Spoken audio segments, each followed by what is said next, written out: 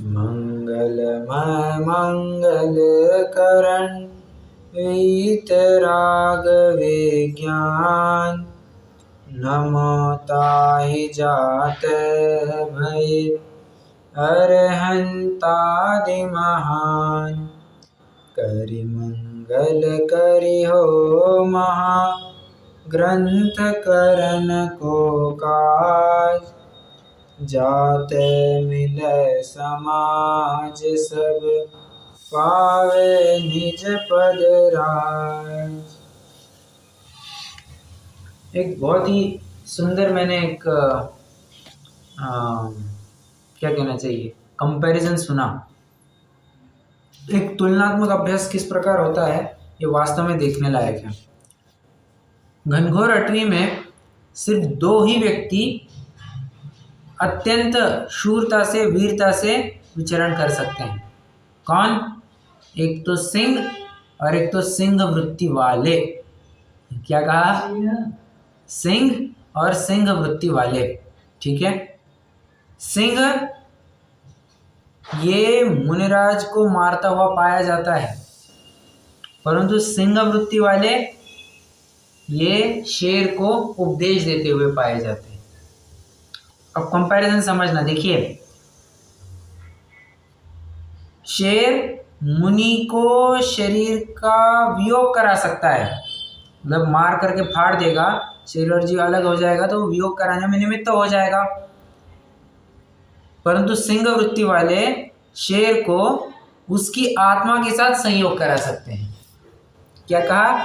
ये शरीर का वियोग कराएगा, मुनिराज उसकी आत्मा के साथ संयोग कराएंगे। अब देखना, शेर मुनि के आश्रय में जाता हुआ देखा जाता है, परंतु शेर वृत्ति वाले कभी भी शेर की शरण में नहीं जाते हैं। अर्थ क्या हुआ? निष्कर्ष क्या निकला? सिंह से भी बलशाली कोई है तो सिंह वृत्ति वाले हैं वे मुनिराज। मानना पड़ेगा कि एक रत्ती पाई उनके पास परिग्रह नहीं है, फिर भी आज अत्यंत निश्चल रूप से बिना किसी टेंशन के, बिना किसी दिक्कत के अत्यंत आनंद पूर्वक वन में विचरण करते हैं। कैसी ठंड, कैसी गर्मी, कैसी वर्षा, कुछ विचार नहीं। कुछ परिग्रह है नहीं है, कुछ विचार नहीं। खाने पीने की व्यवस्था छोड़ दो, हमें तो बस अपनी आत्मा की साधना करनी है। और बस इसी उद्देश्य को ध्यान में रखते हुए वे जंगल में चले गए हैं। फिर इस शरीर का कुछ हो सो हो, मुझे उससे कोई लेना देना नहीं है।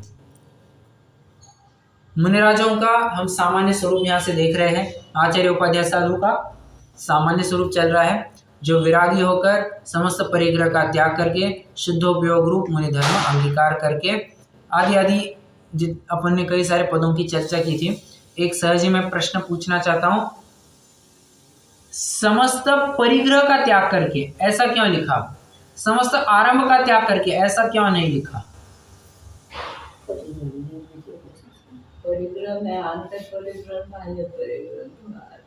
समस्त मतलब दोनों, बहिरंग और अंतरंग दोनों। तो आरंभ क्यों नहीं? ठीक है, मिथ्यात्व है, कषाय है। तो मैं कहना आप प्रश्न नहीं समझे क्या? जी भैया जी, आप वही बोले ना कि आरंभ त्याग क्यों नहीं कहा? तो आरंभ त्याग में हम वस्तुएं छोड़ेंगे, परिग्रह में ममत्व भी छोड़ेंगे ऐसे? नहीं, अपन परिग्रह का त्याग में, आप परिग्रह के 10 भेद देखिए ना। परिग्रह के 10 भेद में छोड़ने की बात है ये। क्षेत्र, वास्तु, हिरण्य, सुवर्ण, धन, धान्य, दासी, दास, कुप्य, प्रमाण, अतिक्रमा, ये कह करके वस्तु की बात परिग्रह में ली है। अंतरंग परिग्रह भी आ गया ना उसमें, जैसे कि मिथ्यात्व है, क्रोध, लोभ, मान, माया है। बराबर है, ये सब भी छोड़ रहे। बराबर है। यहाँ पर समस्त परिग्रह कह करके अंतरंग और बहिरंग दोनों आ गए हैं। बराबर, तो आरंभ अलग से क्यों नहीं लिखा? मेरा तो ये प्रश्न है। और आरंभ का मतलब वो नहीं जो आप करना चाह रही है। आरंभ मतलब हिंसा होता है। ठीक है, आरंभ मतलब एक प्रकार से हिंसा की तरफ संकेत होता है।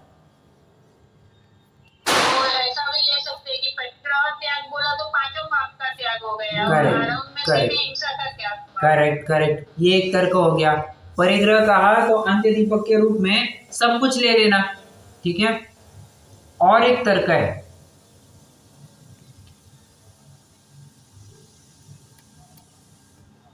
दो तर्क आपको लिखना है, ये आप नोट कीजिए, बहुत महत्वपूर्ण है। एक तर्क तो देख लिया कि परिग्रह कहा तो परिग्रह में सब पांचों भाव समाहित हो जाते हैं, ठीक है। आरंभ को त्यागने की बात नहीं कही और परिग्रह को त्यागने की बात कही, क्योंकि आरंभ का त्याग करना एक प्रकार से रिलेटिवली इजी है, परिग्रह का त्याग करना थोड़ा टफ है, बहुत क्या कहना चाहिए, मुश्किल कहिए, बहुत अब क्या मुश्किल ही कह लीजिए, ठीक है। बहुत टफ है परिग्रह का त्याग करना। आपको कोई कल से कहे तुमको कुछ काम नहीं करना है, आराम से बैठना है, क्या दिक्कत है? हम कुछ काम नहीं करेंगे, आराम से नहीं, तो हम व्यापार नहीं करेंगे, धंधा नहीं करेंगे, कुछ नहीं, रोटी नहीं बनाएंगे, कुछ नहीं, शांति से बैठेंगे, हाँ चलेगा। तुमको सारे परिग्रह का त्याग करना है, करो साहब। तुम्हें मोबाइल छोड़ना है, तुम्हें तुम्हारे हीरे जेवरात छोड़ने हैं, तुम्हें घर छोड़ करके चले जाना है, तुम्हें भोजन छोड़ना है। अब बोलो, अब भोजन तो हालांकि परिग्रह में नहीं आएगा, तुम्हें तुम्हारे कपड़े सब छोड़ने हैं। परिग्रह छोड़ना बहुत मुश्किल है, ठीक है। इसलिए परिग्रह के त्याग की बात उन्होंने कही, और कहते हैं ऐसे मुश्किल काम को भी जिन्होंने साध लिया है। मैं ये नहीं कह रहा हूं असंभव है, मुश्किल जरूर है, बहुत टफ है ये बात। परिग्रह को त्यागना हर एक के बस की बात नहीं है, बहुत मोह। और देखिए ना, आरंभ का त्याग करना आराम से हो जाता है, परंतु परिग्रह का त्याग करने के लिए, जैसे आप कह रही थी, वहां पर पहले वो ममत्व तो त्यागना पड़ता है, और ममत्व तो छूटता नहीं है। पैसे में इतना जीव अटक जाता है कि मेरा पैसा मेरा पैसा मेरा पैसा मेरा पैसा, और मेरा पैसा कह करके, ये सब मेरी संपत्ति, ये कह करके उसे छूटता ही नहीं है। हालांकि परिग्रह में सिर्फ पैसा और संपत्ति नहीं आते, बहुत सारी बातें आती है, किंतु एक कहा तो सब समझ लेना, वैसी बात है। इसलिए परिग्रह के त्याग की बात उन्होंने कही है। चलिए, कल कहाँ तक आए थे? कल अपन ने दो मुख्य बिंदुओं के ऊपर चर्चा की थी। क्या? शरीर की अवस्था जैसी हो सो हो, और शरीर की क्रियाओं को खींच करके नहीं करते। देखिए क्या आया था, हाँ, तथा अपने योग्य बाह्य क्रिया जैसे बनती है वैसे बनती है, खींचकर उनको नहीं करते। मतलब आप कोई एक पैरामीटर सेट नहीं कर सकते कि मुनिराज 8 उपवास मतलब 8 उपवास ही करेंगे, तो अगर 8 उपवास 7 उपवास करने वाला मिल गया तो वो मुनिराज नहीं है, ऐसा नहीं। कोई उपदेश दे सकता है, कोई उपदेश नहीं दे सकता है, ये भी कोई मुनिपने का क्राइटेरिया नहीं है। मुनिपने का क्राइटेरिया ही अलग है। हमारा सबसे पहली कंडीशन है 28 मूल गुणों का पालन और शुद्धोपयोग। इसके व्यतिरिक्त तुम जो कुछ भी ऑप्शनल करते हो मुनिपने के योग्य, शब्दों की तरफ गौर कीजिए, ऑप्शनल है और वो भी मुनिपने के योग्य है, उसमें खींचातानी नहीं होती है। उपवास करने हो गए तो हो गए, आहार करना है किया तो किया, आहार नहीं मिला तो ठीक, मिला तो ठीक। योग तपना, योग करना है, योग मतलब आतापन योग आदि आदि जो 3 योग करने हैं, वो करना, किया तो ठीक, नहीं किया तो ठीक। उपवास किया तो ठीक, नहीं किया तो ठीक। और बताइए, केश लॉन्च 2 से 4 महीने के बीच में करना है, 2 महीने के बाद कभी भी किया तो ठीक, 4 महीने से पहले बस कर लेना चाहिए। कोई 2 महीने के बाद करेगा, कोई 4 महीने के लगभग अंत की तरफ कर लेगा। हर एक का अपना अपना विकल्प होता है, ठीक है। हाँ, जितना नियम है नियम के अंदर ही करेंगे, पर वेरिएशन हो सकता है ना। और असंख्यात लोक प्रमाण इतने परिणाम होंगे, हम कितने मुनिपना कहेंगे, संभव ही नहीं है वैसी बात, ठीक है। तो खींच करके कोई भी काम नहीं होता है। और ये कल अपन ने बात देखी थी, ऑप्शनल चीजों में ही ये बात समझना, जो मैंडेटरी चीजें हैं उनमें 1 इंच भी सर के गया तुम्हारा मुनिपना गायब हो गया, ठीक है। आज उसी मुद्दे को भी उठाना है। खींच कर नहीं करते तथा अपने उपयोग को बहुत नहीं भ्रमाते, उदासीन होकर निश्चल बुद्धि को धारण करते हैं। इसमें भी मैंने एक बहुत बढ़िया बात सुनी, मतलब आचार्य कुंद क्या कहते हैं, वंदित्तु सव सिद्धे धुवमचल मणोवमम गदिम पत्ते वोच्छामि समय पाहुड़, मैं समय पाहुड़ को कहता हूँ। वोच्छामि मिणमो सुध केवली भणम, श्रुत केवली आदि को नमस्कार करके मैं समय पाहुड़ कहता हूँ। ठीक है, समय पाहुड़ कहता हूँ मतलब समय सार की चर्चा प्रारंभ होने जा रही है। पांचवी गाथा में वे क्या कहते हैं, यदि दायज प्रमाणम चुके छलम न घेत्तव्यम, मतलब अगर दिखलाऊं तो प्रमाण करना, ना दिखाने में चूक जाऊं तो तुम छल ग्रहण मत करना। ठीक है, ऐसा क्यों कहा उन्होंने, दिखला पाऊं तो छल ग्रहण मत, दिखलाऊं तो प्रमाण करना, फटाफट तुम भी अनुभव कर लेना, और ना दिखला पाऊं तो छल ग्रहण मत करना, क्योंकि हमारा कोई ठिकाना थोड़ी ना है। हम शुद्धोपयोग से बंधे हुए हैं, कोई शुभोपयोग से नहीं। हमने अभी पहली गाथा में जरूर कहा है कि मैं समय पाहुड़ को कहूंगा, परंतु वो उस दिन का राग कह रहा था। पहली गाथा लिख रहे थे तब वो राग कह रहा था कि हाँ मैं तुमको समय पाहुड़ बताऊंगा। ये पांचवी गाथा लिखते लिखते हमारा राग ढीला हो गया है। जरूरी नहीं कि मैं पूरा ग्रंथ भी लिख पाऊं या ना लिख पाऊं। देखो, कोई आपको ग्रंथ की शुरुआत में, या मान के चलिए आप जब सभी मंगल विद्यापीठ में आपकी एडमिशन हो गई थी, पहले दिन में अगर आपको कहूँ देखो छल ग्रहण मत करना, मैं आपको पढ़ा पाऊँ तो पढ़ लेना, नहीं पढ़ा पाऊँ तो छल ग्रहण मत करना, ऐसा कहूँ तो आप ठहरेंगे या नहीं ठहरेंगे?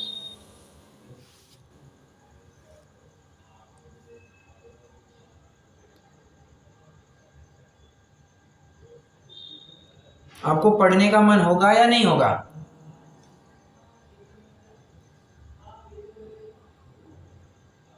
अरे क्या हो गया,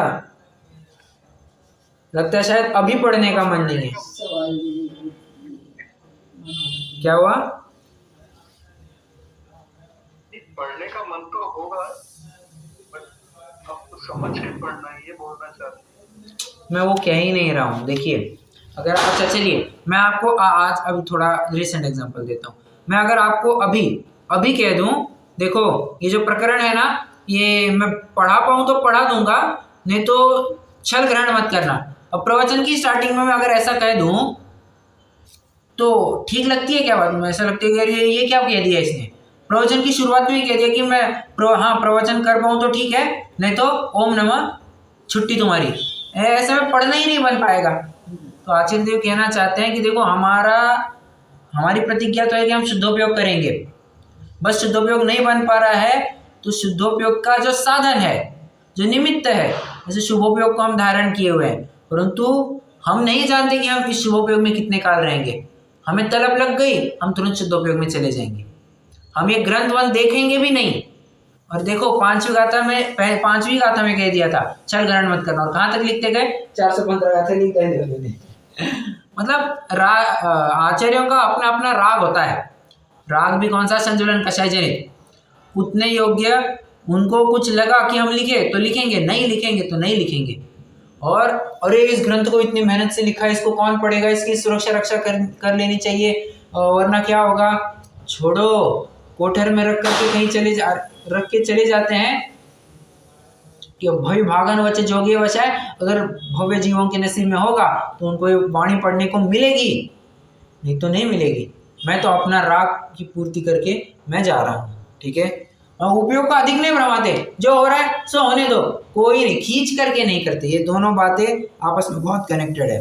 ठीक है, तथा कदाचित मंद राग के उदय से शुभोपयोग भी होता है, उससे जो शुद्धोपयोग के बाह्य साधन है उनमें अनुराग करते हैं, परंतु उस राग भाव को हेय जानकर दूर करना चाहते हैं। ठीक है, तथा तीव्र कषाय के उदय का अभाव होने से हिंसादि रूप अशुभोपयोग परिणति का तो अस्तित्व ही नहीं है। यहां तक आए थे अपन, कल यहां तक अपनी चर्चा हुई थी। अब इसमें एक और बात समझना, तथा तीव्र कषाय के उदय का अभाव होने से, नहीं ये नहीं, कहाँ गया, भूत नहीं भ्रमाते हैं। कदाचित मंद राग के उदय से शुद्धोपयोग भी होता है। अपन ने कल देखा था कि कदाचित अधिकांश काल जाता है शुभोपयोग में, फिर भी कह रहे हैं कदाचित। कदाचित मतलब क्या? जो रेयरली होता हो, कभी कभार होता हो। अब शुभोपयोग तो सर्वाधिक काल होता है। तो एक वैसे बात कहना चाहूँगा, क्या शुभोपयोग के 16 घंटे डिफाइंड है कि हाँ दिन के 24 घंटों में से 16 घंटे ये शुभोपयोग के होंगे, बच्चे सारे शुद्धोपयोग के होंगे? ऐसा डिफाइंड है?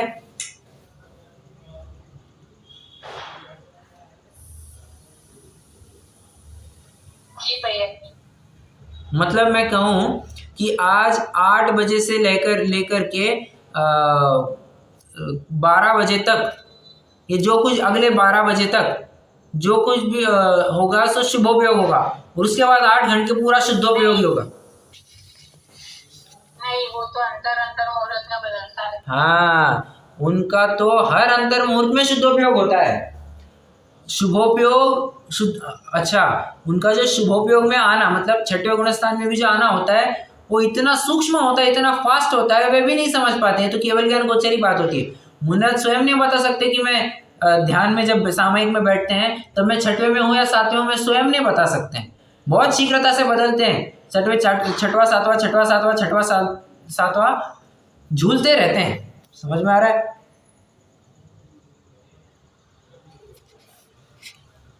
तो कहने का तात्पर्य यह है कि कोई 8 घंटे और 16 घंटे बांध करके नहीं रखें। इतना है कि हर अंतर मुहूर्त में वे एक शुद्धोपयोग तो कर ही लेते हैं। ठीक है, चलिए अब कर ही लेते हैं, ये भी क्या है ना, थोड़ा बहुत उपचार वाली बात है।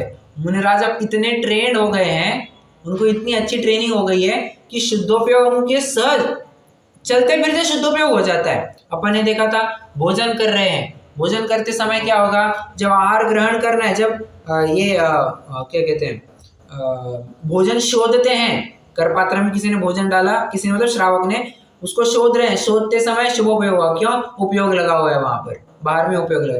जब अंदर लिया, चबा रहे होते हैं, तो चबाने में ऐसी कुछ विशेष उपयोग की आवश्यकता नहीं होती है, वो अपने अपने चबाया जाता है, तो वहां पर शुद्धोपयोग एक बार हो जाएगा। और जब निगलना होता है तब फिर से अच्छा खासा ध्यान होना चाहिए, तब फिर से शुभोपयोग में आ जाएंगे। तो इस प्रकार से शुद्धोपयोग शुभोपयोग उनका चलते रहता है, बराबर। ओके, अब हमें थोड़ा आगे बढ़ना है।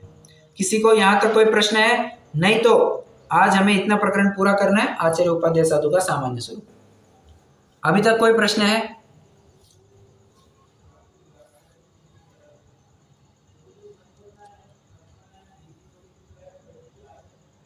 नहीं, देखिए, गुड। तथा ऐसी अंतरंग अवस्था होने पर बाह्य दिगंबर सौम्य मुद्राधारी हुए हैं। क्या कह रहे हैं? ऐसी अंतरंग अवस्था होने पर बाह्य दिगंबर सौम्य मुद्राधारी हुए हैं। अब सौम्य मुद्राधारी कैसी है? सौम्य मुद्राधारी बताना जरा। नग्न दिगंबर नहीं आडंबर, स्वाभाविक है शांत स्वरूप, नहीं आयुध नहीं वस्त्राभूषण, नहीं संग पर नारी दुख रूप। कोई आडंबर नहीं, क्या कहते हैं, नग्न है, नग्न दिगंबर है, नहीं आडंबर, स्वाभाविक है शांत स्वरूप, एकदम स्वभावतः ही उनकी शांत मुद्रा हो गई है। उनको खींच देखा, अपन ने कहा था ना, कोई भी क्रिया खींच करके नहीं करते, जो सहजता से होती है वो सहजता से होती है। अब इनमें सहजता भी अत्यंत सहजता से होती है। क्या कहा? इनको सहजता भी करनी नहीं पड़ती है, वो सहज परिणाम सहज रूप से हो जाता है। समझ में आ रहा है? मतलब इतनी निश्चल दशा हो गई है।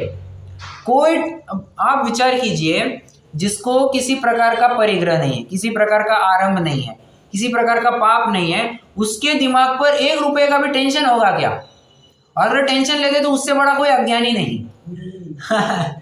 अगर इतना परिग्रह, देखो किसी के पास आरंभ नहीं है, ठीक है, आरंभ है तो समझ लेना कि उसके वो दिमाग पर पूरा भार है, ये मुझे ये भी करना है, मुझे वो भी करना है, ऑफिस भी जाना है, घर पे भी काम देखना है, ये सब करना है, वो करना है। अरे ये तो बोझ का मारा है, काम के बोझ का मारा है ये, तो आप इसको समझ ही नहीं सकते, टेंशन फ्री होगा। परंतु जो आराम से रहित है, परंतु परिग्रह वाला है, उसको भी कुछ कम टेंशन नहीं होता है, उसको पैसे बनाए रखने का टेंशन होता है। यार ये करो वो करो, शेयर बेच दो, टूट जाएगी वैल्यू, प्रॉफिट बुक करो, लॉस में चला जाएगा। अरे पैसे भी बनाए रखने का विकल्प होता है, परिग्रह होगा तो ये भी विकल्प चलता है। परंतु जिनके ना आरंभ है ना परिग्रह, उनकी किस प्रकार का विकल्प? कुछ विकल्प नहीं है। इसलिए उनकी हर क्रिया सहजता से होती है और सहजता बाहर में झलकती है। मैंने आपको उदाहरण दिया था ना कि जब घड़ा अंदर से गीला हो जाता है तो बाहर में वो अपने आप दिखाता है कि मैं अंदर से गीला हूं, उसको कुछ करना नहीं पड़ता, वो अपने आप झलकता है कि मैं गीला हो। ठीक है, देखिए अपने होने बाह्य दिगंबर सौम्य मुद्राधारी हुए। अब दिगंबरत्व वे ऐसे कैसे आजमा लेते मतलब अपना लेते हैं, सॉरी, दिगंबरत्व को ऐसे कैसे अपना लिया? देखो, जिसने किसी अत्यंत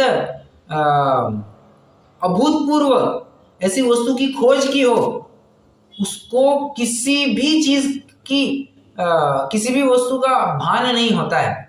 मैं क्या कर रहा हूँ, क्या नहीं कर रहा हूँ, क्या खा रहा हूँ, क्या नहीं पी रहा हूँ, कुछ भान नहीं होता उनको, कुछ ध्यान नहीं होता है। जितने भी वैज्ञानिक लोग होते हैं, शोध खोज वाले होते हैं, जितने भी आप विचार कीजिए, ये फिलोसोफर्स होते हैं और क्या लेखक कवि हुआ करते हैं, इनको कुछ होश नहीं होता है। मैं खा रहा हूँ, पी रहा हूँ, सो रहा हूँ, जग रहा हूँ, कुछ नहीं होता है। बस वही विचार उनके दिमाग में चलते रहते हैं। आर्किमिडीज का एग्जाम्पल मैं यहाँ पर देना पसंद करूंगा। हाँ, आर्किमिडीज ने एक फॉर्मूला दिया है। डॉक्टर साहब शायद आपने साइंस में पढ़ा होगा, अब मुझे तो ज़्यादा ज्ञान है नहीं, मैंने तो बस सुन रखा है कि क्या है, वॉल्यूम ऑफ नहीं, क्या है, mass of body replaced is equal to mass of body entered, ऐसा कुछ है, आपने पढ़ा होगा।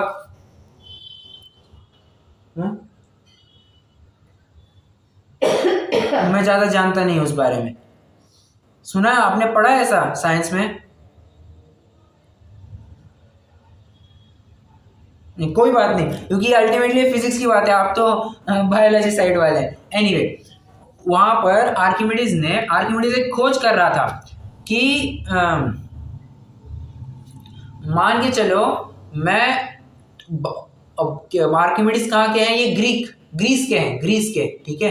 तो ग्रीस में वहां पर बाथिंग टब्स हुआ करते थे उस समय में भी, तो बाथिंग टब्स हुआ करते थे। तो जब वे नहाने के लिए उस टब में उतरते थे, वो उनको एक प्रश्न पड़ता था कि पानी कितना बाहर गया होगा, कितना पानी बाहर गया होगा। तो वो ये विचार करते करते करते, मतलब बहुत विचार किया, शोध खोज की, उनको समझ में नहीं आया। और एक दिन नहाते नहाते जैसे ही वे बाथिंग टब में उतरे, उनको समझ में आ गया, कितना पानी बाहर गया होगा, जितना मेरा वजन होगा उतना पानी बाहर गया होगा। सिंपल सी बात है। बस अब जैसे ही उनको इस खोज का पता लगा, उन्होंने ये बात खोजी, वे सीधे गए राज दरबार में दौड़ते दौड़ते और राजा के सामने कहा, यूरेका मतलब आई फाउंड इट, मैंने इसकी शोध कर ली है। अब देखो, जैसी आर्किमिडीज ने कहा कि मैंने शोध कर ली है, राजा भी एकदम बहुत विचित्र नजर से देखने लग गया, यार ये व्यक्ति क्या है, क्या कर रहा है यहाँ पर। सारे मंत्रीगण भी हंसने लग गए, यार क्या है ये व्यक्ति, क्या हो गया होगा। वैसे ही नग्न हालत में नहा रहे थे ना, नहाते नहाते वैसे ही राज दरबार में, अरे आज कोई प्राइम मिनिस्टर के राष्ट्रपति भवन में ऐसे दौड़ता दौड़ता नंगा चला जाए, कोई, आप इमेजिन कीजिए, आपको कोई योग्य बात लगेगी? अरे कैसी बात कर रहा है, क्या या इसका व्यवहार कुछ ठीक नहीं लग रहा है, थोड़ा सा दिमाग सटक गया है इसका, ऐसा कहेंगे या नहीं कहेंगे। तो सब लोग हंसने लग गए, यार तू नंगा आया यहाँ पर।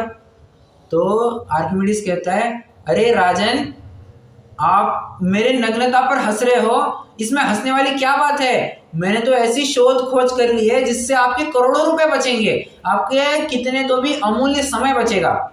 आप उस शोध खोज के ऊपर क्यों फोकस नहीं करते हो? मतलब जिसने कोई ऐसी अभूतपूर्व वस्तु की प्राप्ति की हो, उसको ये कोई भी भान नहीं होता है मैं कपड़े पहन रखा हूँ नहीं पहन रखा हूँ, कुछ भान नहीं होता है। अतः उनको नग्नता में कुछ भी दिक्कत नहीं लगती है, और ये उनके क्या कहना चाहिए, निर्विकारता का प्रतीक है। दिगंबरत्व, नग्नता, ये निर्विकारता का प्रतीक है। जानते हैं जब कौन अपने काका कालेलकर का नाम सुना है कितने जनों ने?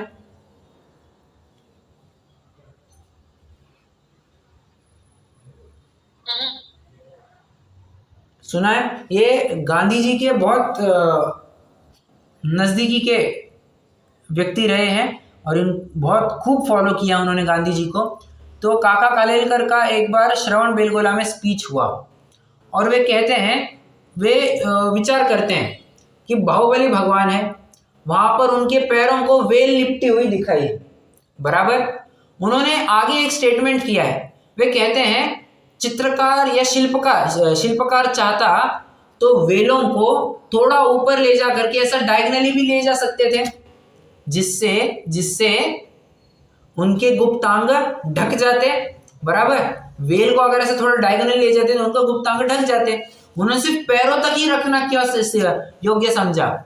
अगर वे ऐसे डायगनली ले जाते तो मान लो जिन धर्म की ही हत्या हो जाती। क्यों?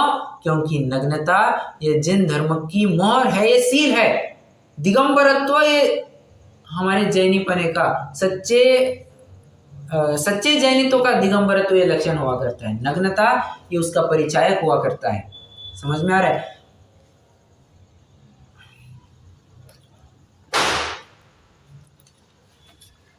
एक मिनट।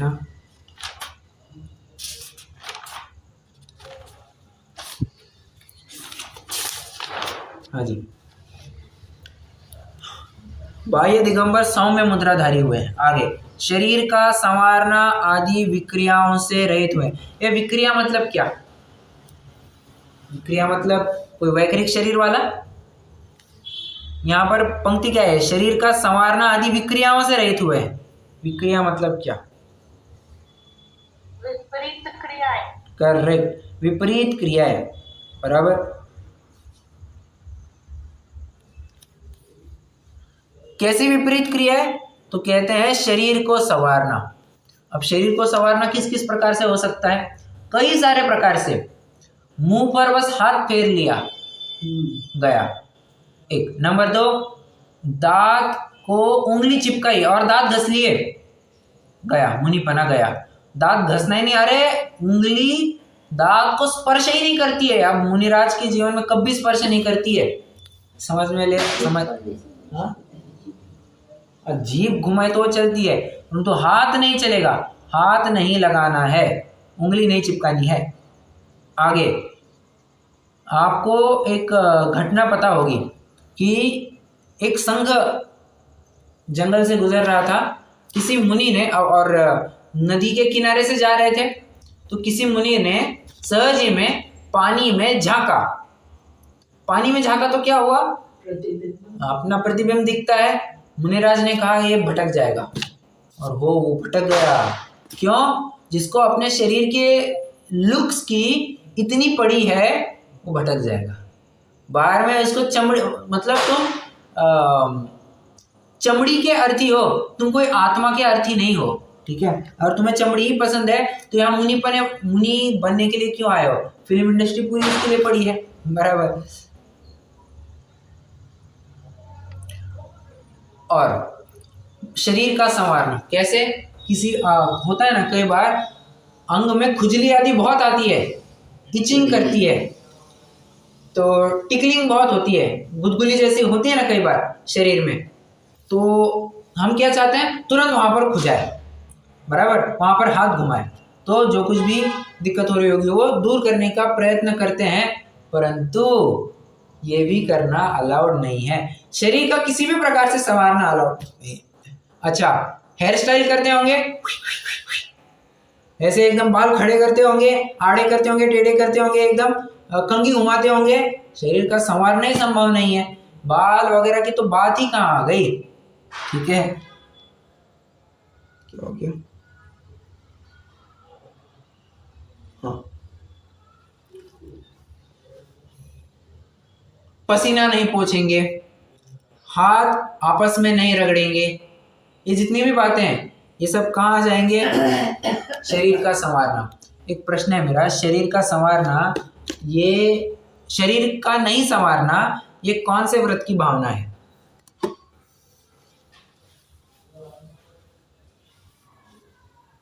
ब्रह्मचर्य। बराबर। नाम बता पाएंगे स्पेसिफिक?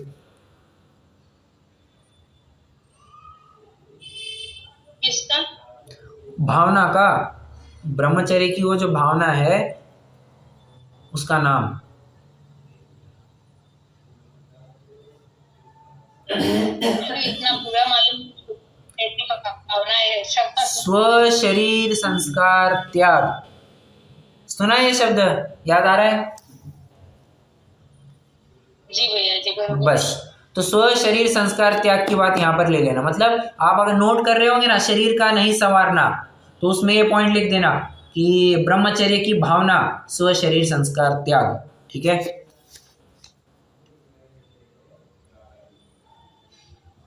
वन खंडादि में वास करते हैं।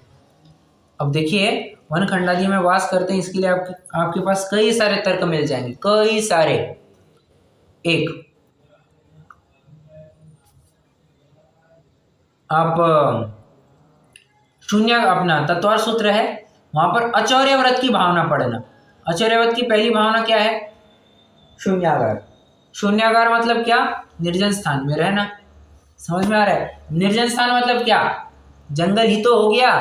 तो निर्जन स्थान को जंगल एक प्रकार से कहा जाता है। तो शून्यागार, जंगल में रहेंगे, जंगल के बाहर, नगर में नहीं रहेंगे, ये जंगल में ही रहेंगे। एक और क्या है? अब देखिए, मैं अभी एक और बात आई थी। हाँ, आपको अगर प्रथमानियों की कथाएं याद आ रही होगी, जिन्होंने भी पढ़ी है, प्रथमानियों की कथाओं में क्या आता है जी? कि दीक्षा ली और जंगल की तरफ चले गए। आपने एक भी ऐसी घटना सुनी है क्या कि वैराग्य हुआ, दीक्षा ली और घर में ही बने रहे, या फिर नगर में ही वास करने लग गए? ऐसी घटना आपने कहीं सुनी है, पढ़ी है?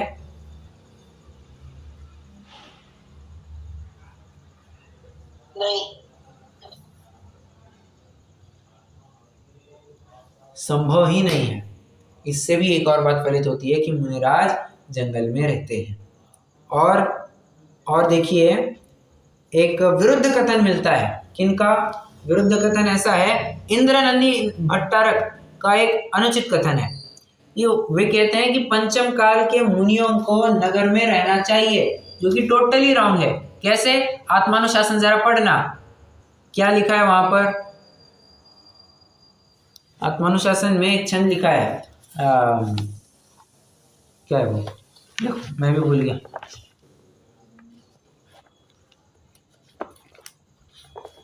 हम्म, 182 पेज पर है। आइए पेज 182 पर आ जाइए, पहले देखते हैं। मुझसे स्टार्टिंग ही भूल गया। हाँ, इतस्ततश्च त्रस्यन्तो विभावर्याम यथा मृगा वनाब्जो सन्त्युग्रामं कलौ कष्टम तपस्विना। कहते हैं, देखो, इस शेर वृत्ति को अंगीकार करने वाले, पहले तो क्या उदाहरण दिया कि जिस प्रकार रात होते से ही हिरण नगर की तरफ भागने लगता है, उसी प्रकार पंचम काल आगे जैसे जैसे बढ़ रहा है, वैसे वैसे सभी मुनिराज जंगल को छोड़ करके नगर की तरफ भागने लग गए हैं। ये समझना। कहाँ गया? ठीक है, तो कहने का तात्पर्य क्या है मेरा? कि वन खंडादि में वास करते हैं, नगर में बिल्कुल भी वास नहीं करते हैं। जंगल में वास कैसे होगा? अगर गांव होगा तो गांव के बाहर जो जंगल है वहां पर एक दिन मैक्सिमम, कोई जिला है, कोई कस्बा है, थोड़ी सी बड़ी एरिया है, तो उसको उसको क्या कहेंगे?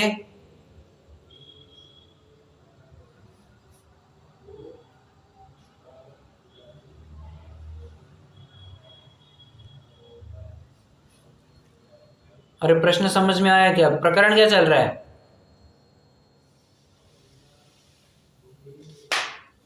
वन में निवास करते। बराबर। उसमें अभी मैंने क्या कहा था?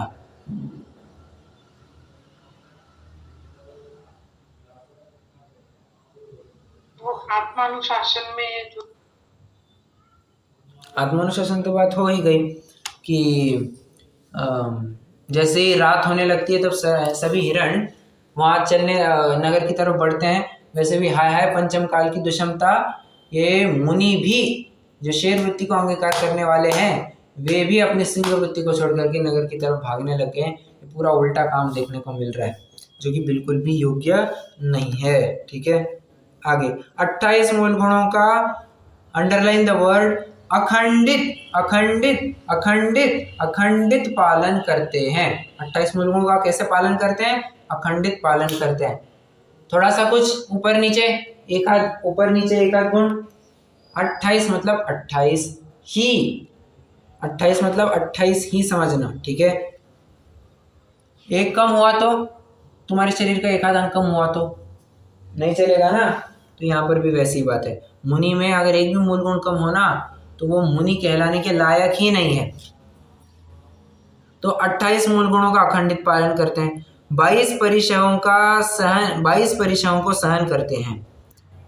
12 प्रकार के तपों को आदरते हैं।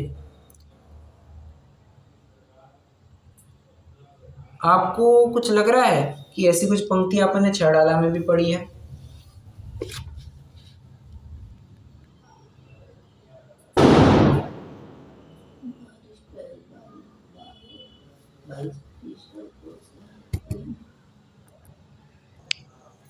क्या क्या? 12 प्रकार के तप डाला में भी आए। नहीं, तप आदरिये ऐसा शब्द पढ़ा है क्या? तप को आदर करना। ठीक है, तो तप आदरिये ये इसी की तरफ संकेत कर रहा है। 12 प्रकार के तपों को आदरते हैं। कदाचित ध्यान मुद्रा धारण करके प्रतिमावत निश्चल होते हैं। कदाचित अध्ययनादिक बाह्य क्रियाओं में प्रवर्तते हैं। कदाचित मुनि धर्म के सहकारी शरीर की स्थिति के हेतु योग्य आहार विहार आदि की क्रियाओं में सावधान होते हैं। अब ऊपर भी देखिए, यहाँ पर भी क्या बात आई? कदाचित अध्ययन आदि बाह्य धर्म क्रियाओं में प्रवर्तित है। कदाचित, अब छठवें गुणस्थान को फिर से कहना चाह रहे हैं, कदाचित बराबर 22 परिश्रम को सहन कराते हैं। ठीक है, कदाचित मुनि धर्म के सहकारी शरीर की स्थिति के हेतु योग्य आहार विहार आदि क्रियाओं में सावधान होते हैं। मुझे कुछ और कहना था यहाँ पर।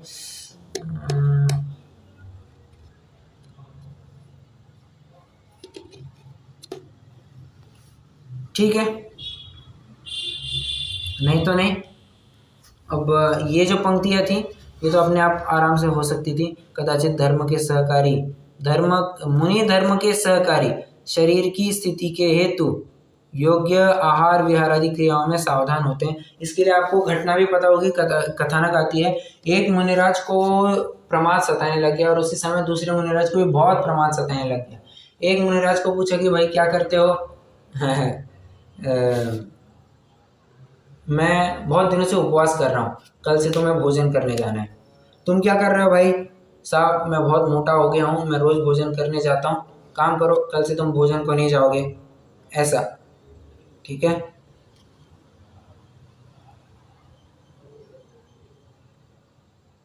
चलिए रुकना है, समय तो अपना हो गया है। आता था ऐसे जैन मुनि है उन सब की ऐसी ही अवस्था होती है। तो जैन मुनि कह रहे हैं, अयंज श्वेतांबर मुनि भी तो जैन है।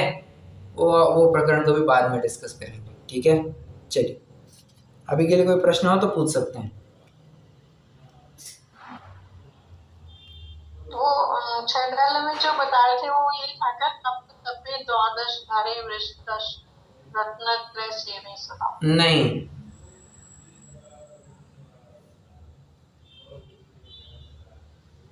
वो वाला नहीं है। तप तप है द्वादश। आप देख करके बताइए। चलिए आपके लिए एक छोटा सा होमवर्क, रुकते हैं।